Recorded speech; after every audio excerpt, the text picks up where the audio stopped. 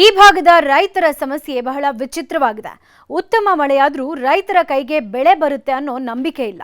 ಬಿತ್ತನೆ ಮಾಡಿದ ಬೆಳೆ ಜಿಂಕೆಗಳ ಪಾಲಾಗ್ತಾ ಇದೆ.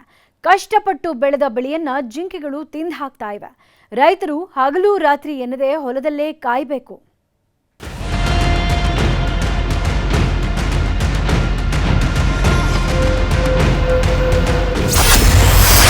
ಜಿಂಕೆಗಳ ಕಾಟಕ್ಕೆ ಬೇಸತ್ತ ಅನ್ನದಾತರು. ಜಿಂಕೆವನ ಘೋಷಣೆ ಅನುಷ್ಠಾನ ಯಾವಾಗ? ಕೊಪ್ಪಳ ಜಿಲ್ಲೆಯ ಯಲಬುರ್ಗಾ, ಕುಕನೂರು ಹಾಗೂ ಕೊಪ್ಪಳ ತಾಲೂಕಿನಲ್ಲಿ ಎರೆಭೂಮಿ ಪ್ರದೇಶ ಹೊಂದಿರುವ ರೈತರು ಒಂದಲ್ಲ ಒಂದು ಸಮಸ್ಯೆ ಅನುಭವಿಸುತ್ತಿದ್ದಾರೆ. ಉತ್ತಮ ಮಳೆಯಾದರೂ ರೈತರ ಕೈಗೆ ಬೆಳೆ ಬರುತ್ತೆ ಅನ್ನುವ ವಿಶ್ವಾಸ ಇಲ್ಲ. ಬೆಳೆಯನ್ನ ತಿಂದು ತೇಗಲು ಜಿಂಕೆಗಳು ಹಿಂಡು ಹಿಂಡಾಗಿ ಬರ್ತವೆ. ಕಪ್ಪತಗುಡ್ಡ ಭಾಗದಿಂದ ಬರುವ ಜಿಂಕೆಗಳಿಂದ ರೈತರು ರೋಸಿ ಹೋಗಿದ್ದಾರೆ.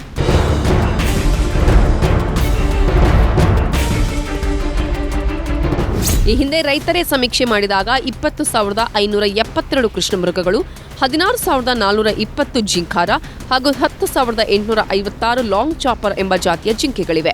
ಇವುಗಳು ದಿನನಿತ್ಯ ರೈತರ ಬೆಳೆಯನ್ನ ನಾಶ ಮಾಡ್ತಿವೆ. ಅರಣ್ಯ ಇಲಾಖೆ ಪ್ರಕಾರ ಜಿಲ್ಲೆಯಲ್ಲಿ 352 ಕೃಷ್ಣಮೃಗಗಳು, 370 ಚುಕ್ಕಿ ಜಿಂಕೆಗಳಿವೆ ಅನ್ನುವ ಮಾಹಿತಿ ಇದೆ. ಅರಣ್ಯ ಇಲಾಖೆ ರೈತರ ಸಮಸ್ಯೆಗೆ ಸ್ಪಂದಿಸ್ತಿಲ್ಲ ಅನ್ನೋದಕ್ಕೆ ಜೀವಂತ ಸಾಕ್ಷಿ ಅಂತಾರೆ ರೈತರು. ಇವತ್ತು ಹಗಲಿ ರಾತ್ರಿ ಕೂಡ ಏನಾಗುತ್ತಂದ್ರ ಜಿಂಕಿ ವಿಪರೀತ ಕಾಟ ಆಗಿ ಇರೋದ್ರಿಂದ ರೈತರಿಗೆ ಎಲ್ಲರಿಗೆ ಸಮಸ್ಯೆ ಐತಿ. ಜಿಂಕಿ ವನ ಮಾಡ್ಬೇಕಂತ ಎಷ್ಟೋ ಸಲ ಮನವಿ ಕೊಟ್ಟಿವಿ. ಬೆಳಗಾವಿ ದೇಶದಲ್ಲಿ ಚರ್ಚೆ ಮಾಡ್ರಿ ಅಂತ ಹೇಳಿದ್ರು. ಅವರು ಇನ್ನು ಇವತ್ತಿಗೆ ಎಷ್ಟೋ ವರ್ಷ ಆದ್ರೂ ಯಾರು ವಿಧಾನಸಭೆಯಲ್ಲಿ ಚರ್ಚೆ ಮಾಡಿಲ್ಲ. ಜಿಂಕಿ ವನನ್ನ ನಿರ್ಮಾಣ ಮಾಡೋಂತ ವ್ಯವಸ್ಥೆ ರಾಜ್ಯ ಸರ್ಕಾರ, ಕೇಂದ್ರ ಸರ್ಕಾರ ಎರಡೂ ಸರ್ಕಾರ ಸೇರಿ ಮಾಡ್ಬೇಕು. ಜಿಂಕೆಗಳ ಕಾಟದಿಂದ ರೋಸಿ ಹೋದ ರೈತರು 2006ರಿಂದ ಸರ್ಕಾರದ ಗಮನ ಸೆಳೆಯಲು ವಿವಿಧ ಹೋರಾಟಗಳನ್ನ ಮಾಡಿದ್ದಾರೆ.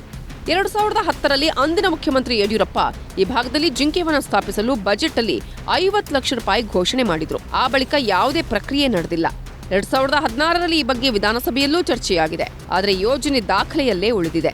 ರೈತರಿಗೆ ಯಾವುದೇ ಲಾಭವಾಗಿಲ್ಲ. ಪದೇ ಪದೇ ಮನವಿ ಕೊಡ್ತೀವಿ, ಮುಖ್ಯಮಂತ್ರಿ ಹಿಡ್ಕೊಂಡು ಎಲ್ಲರಿಗೂ ಮನವಿ ಕೊಟ್ಟಿದ್ವಿ. ಯಾವ ಅದ್ರ ಬಗ್ಗೆ ಯೋಗ್ಯ ಕ್ರಮ ತಗೊಂತಾನೆ ಇಲ್ಲ. ಸಂಬಂಧಪಟ್ಟ ಈಗ ನೋಡ್ರಿ, ಸಾಕಷ್ಟು ಅದರ ಅರಣ್ಯ ಇಲಾಖೆಯಿಂದ ಅಂತೇಳಿ ಸಾಕಷ್ಟು ಪರಿಹಾರ ಬಂದಿರ್ತೈತಿ. ಆ ಪರಿಹಾರ ಎಲ್ಲಿ ಹೋತ ಅನ್ನೋದು ಗುರ್ತಾಗೋಲ್ದು. ಈ ರೀತಿ ಜಿಂಕಿಗಳ ಹಾವಳಿ ಜಾಸ್ತಿ ಆಗ್ಬಿಡತ್ತೆ ನೋಡ್ರಿ. ಅಲ್ಲಿ ಸುಮ್ಮನೆ ಓಡಾಡ್ತಾವ ಹೊಲ ತುಂಬಾನು. ಸಾಧು ಪ್ರಾಣಿ ಆಗಿರುವ ಜಿಂಕೆಗಳು ಮನುಷ್ಯರಿಗೆ ಸಮಸ್ಯೆ ಮಾಡ್ತಿಲ್ಲ. ಆದ್ರೆ ರೈತರು ಬೆಳೆದ ಬೆಳೆಗಳನ್ನ ತಿಂದು ಮುಗಿಸ್ತಿವೆ. ರೈತರು ಬೆಳೆದ ಬೆಳೆ ಜಿಂಕೆಗಳ ಪಾಲಾಗ್ತಿವೆ. ಸರ್ಕಾರ ಈ ಬಗ್ಗೆ ಸೂಕ್ತ ಕ್ರಮ ಕೈಗೊಂಡ್ರೆ ಮಾತ್ರ ರೈತರ ಬಾಳು ಹಸನಾಗಲಿದೆ. ಶರಣಪ್ಪ ಬಾಚಲಾಪುರ, ನ್ಯೂಸ್ 18 ಕೊಪ್ಪಳ.